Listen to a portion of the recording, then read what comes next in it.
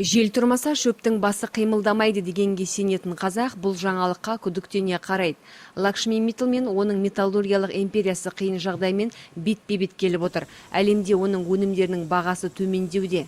Өткен жылдың қазан айынан биылғы маусым айы аралығында Миттл компаниясының акциялары 69%-ға төмендеді. Айналымды толықтыру үшін несие алу жолдарда қиындап қалды. Ол қаражатқа әсіресе Қазақстандағы Теміртау, Украинадағы Кривой Рог және Оңтүстік Африкадағы металлургиялық зауыттар мұқтаж. Олар ArcelorMittal компаниясындағы ең проблемалы активтер деп мәлім етті ақпарат көзі. Оның айтуынша аталған активтерді сатуды Митталдың ұлы талап етіп отырған көрінеді. Ол компанияның қаржы директоры, ал әйелі ұлының бұл бастамасын қолдап отыр.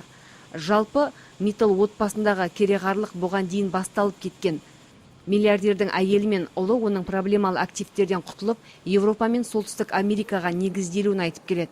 Ал ArcelorMittal Теміртау акционер қоғамының баспасөз қызметі Кастак агенттігі жариялаған бұл ақпаратты жоққа шығарып отыр. Олардың мәліметінше ArcelorMittal Қазақстандағы, Украинадағы және Оңтүстік Африкадағы активтерін сатпайды және ондай жоспар жоқ. Десе де компания бүгінде экономикалық белсенділіктің төмендеген, жалпы қиындықтың орын алғандығын жасырмайды.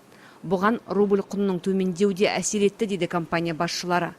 Осыған қарамастан олар металлургиялық зауыттың өндіретін өнім сапасын көтеруді көздеп отыр. Миттал отбасы ArcelorMittal компаниясының 39,34% акциясына иелік етеді. 2,5% Люксембург үкіметіне тиесілі. Ал қалған акциялары әлемдік биржаларға орналастырылған. Айта кету керек, 2015 жылы Лакшми Митталдың дәулеті 13,6 миллиард долларға бағаланған болатын.